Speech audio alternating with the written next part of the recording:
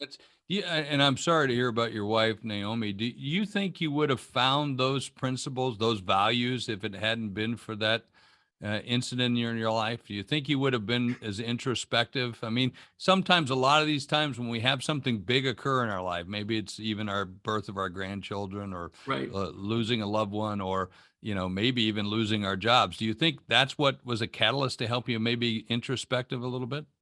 Well, it was certainly the catalyst. The question as to whether I would have ever been enlightened and have been able to do what I did is a question that I'll never be able to answer. Mm, I don't think I would have. If I have to be really honest, I don't think I would have been able to do that. But I was forced into an inherently motivating situation that I needed to. I had to do that. So would I have done it? Would I have read a book and said core values are important? Well, I'd already read that, but I hadn't done anything. I don't think I would have, to be honest. And in our it's a hero, difficult question because now I'm thinking, wow, the worst thing that happened to me in my life, my wife dies. yeah. And that's how I was successful. That's hard to reconcile.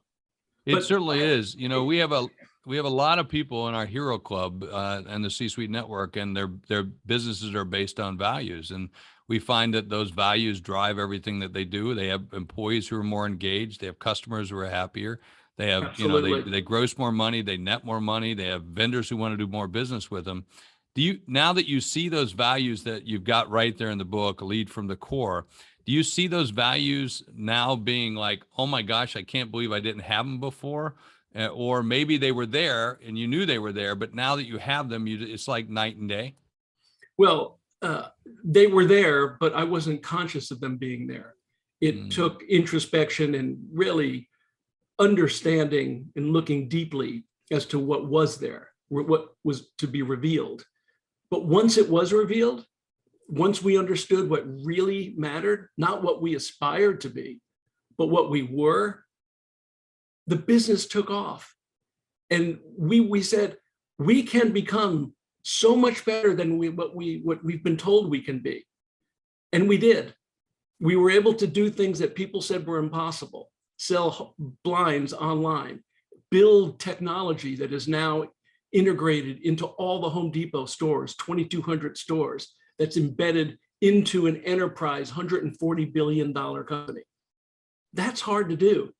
We did it. amazing. Yeah. And that feels really good, very That's gratifying. amazing. And I having been in a Fortune 50, Fortune 100 company, as an officer of that company, I know exactly what you're talking about and how difficult that is to do, and to bring a culture into another culture and win with it. I want to ask you, Jay, since you grew this company from the ground up, how did building a winning culture play into that? We couldn't have done it without that culture. We couldn't have built technology unless we all believed that we could become better than we were the day before. It was about the evolution every day. Success for us was becoming better every day. That's how we define success. If we could get better, if we could help somebody else get better, if we could improve a process, a system, a customer's life, we were successful. And as a result, we were all every day, multiple times during the day, successful. It wasn't about selling the business or achieving 100 or even $1 billion of revenue. And once you had that type of attitude, although there's a lot of accountability because everybody knew they had to get better. It wasn't, we'd like you to get better. It was, you have to get better because how are we going to evolve unless we improve? How are we going to beat Amazon? How are we going to beat Lowe's and Home Depot?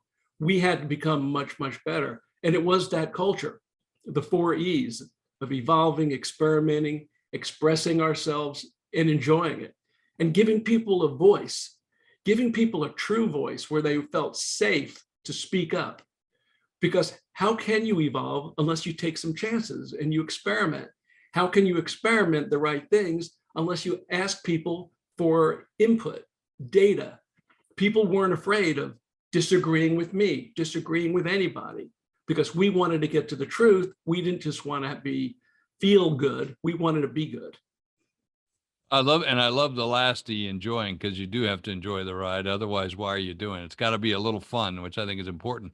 Let me ask you, as you made the transition into Office Depot, you had one culture, not Office Depot, Home Depot. Right. I used to deal a lot with Office Depot, so that Yeah. always comes to my head when I think about big box companies. But when you had one culture in blinds.com, and then of course Home Depot had their own culture, Yes. how did that meld? Did it meld? Did you have to make some changes? What were those changes like? One of the great things about Home Depot is they knew that the reason that we were kicking their butt is because of our culture. And they didn't want to change that. Although, as you know, big companies just can't help themselves to do things that have unintended consequences, especially when it comes to culture. So they told me, Jay, if we do anything that's going to screw up that culture, please speak up. Of course, I expressed myself, no problem. So I had no problem with that. And what we did was we realized, so first we had the foundation that Home Depot wanted us to keep our separate culture. But we also realized that we had two different types of culture. We were customer intimate, and Home Depot, while they have an intimacy with customers, primarily it was organizational efficiency, operational efficiency. So it was like a love language. Gary Chapman, I don't know if you know his 5 love languages. Oh, yeah. Well, we basically accepted each other's love language and just said, you know what? You're going to be operationally efficient. We're going to be customer intimate.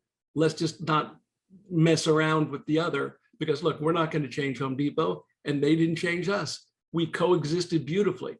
And by the way, we became much better operationally efficient because of what we learned at Home Depot. And I think maybe we had a little influence over Home Depot as well. Let me ask you another question. You stayed there for 7 years in the leadership team. That's almost unheard of as well. Usually Yeah. after an acquisition, CEO might stick around for a year, maybe 2, but I don't think I've ever counted on one hand they've stayed around for 7 years or even longer than that. Well, there was a good reason for that. I didn't have to stay. I had no compelling reason, no technical reason to stay. I stayed because I wanted to. I stayed because I was excited about the vision of taking our platform, what we called Autobahn, and extending it to other product categories. That's something we always wanted to do, whether it be custom tables and chairs, irrigation systems, whatever. And with Home Depot, finally, we could do that. So I didn't want to leave until that vision had been achieved. So it took us a while to get there, but we did it. And once we were now doing countertops and sheds and storm doors and decks, it was okay. It's time to leave. I've got my successor. I know that the core values are embedded into the company and everybody knows what that is. Oh, and I've written a book just to make sure that whoever is new will be able to see what the history was, what the core values are, why they didn't just come willy-nilly out of some other book, that they're true to us, so that those core values would continue forever. So it was time to go. I'd been there 30 years. I mean, come on. Yeah, well, I was going to ask you about 30 years about that, because in the book you call yourself a serial entrepreneur, but you were at blinds.com for almost 30 years. Yes. I mean, that doesn't make sense. Is that because you did all these other products is the way you looked at that? It wasn't about that. It's because when you evolve daily, you are different each day, and your business is different each day.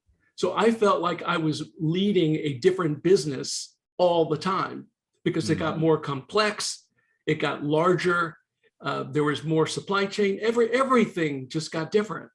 So my role was different, the requirements, my skills needed to change because the business was changing. So yes, I am not just a creative person, I like to build something too.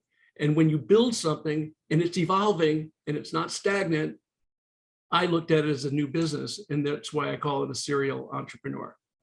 That's awesome. Hey, in less than a minute, because we only got a minute left, I want to ask you this last question, because in the book you say you aren't retired, you're rewired. Right. Can you explain that? Yes. If you have those core values of evolving and experimenting and expressing yourself and enjoying the ride, well, you're going to continue to do that. So I started teaching, at the Rice Business School, graduate school. I got on 5 boards to help them. Wrote the book. I've got my 7 grandchildren, which I call my 7 startups. So no, I'm very busy. I am not retired. I am not going to be stagnant. I'm going to keep growing. I'm going to keep evolving. I'm going to see what I can do. I want to see, what can I do before I die? What am I capable of? I want to see. Fantastic. Well, Jay, I think we're going to hear a lot from you, and I'm glad to see you're rewired and not retired. You need great minds and great entrepreneurs just like you. Of course, folks, we've been talking with Jay Steinfeld, who bootstrapped blinds.com from an idea in his garage to an e-commerce powerhouse, eventually selling out to Home Depot. Don't forget, he talks all about the story of his rise in his new book, Lead from the Core, The 4 Principles for Profit and Prosperity. Don't forget to rush out and get it. Thanks so much for being on All Business with Jeffrey Hayzlett right here on C-Suite Radio and C-Suite TV. Thanks, Jay. Thank you. Hey, at the end of every show, I like to talk a little bit about what I learned from the show. It's about values. Those businesses that have values drive more business, do more business, and have a lot more fun doing it. Don't forget that last E he talked about, enjoying it. And sometimes as business leaders, we forget to enjoy what we reap. And sometimes we have to go through some adversity or even some downturns and some very bad happenings in our lives to find the real purpose for our meaning. And I'm glad Jay found that through the death of his own wife, Naomi, and being able to lead a company, not only to success as a .com company, but success in being sold to a much bigger company and staying there for another 7 years. A story you don't hear often. And you heard it right here on All Business with Jeffrey Hayzlett, right here on C-Suite Radio and C-Suite TV.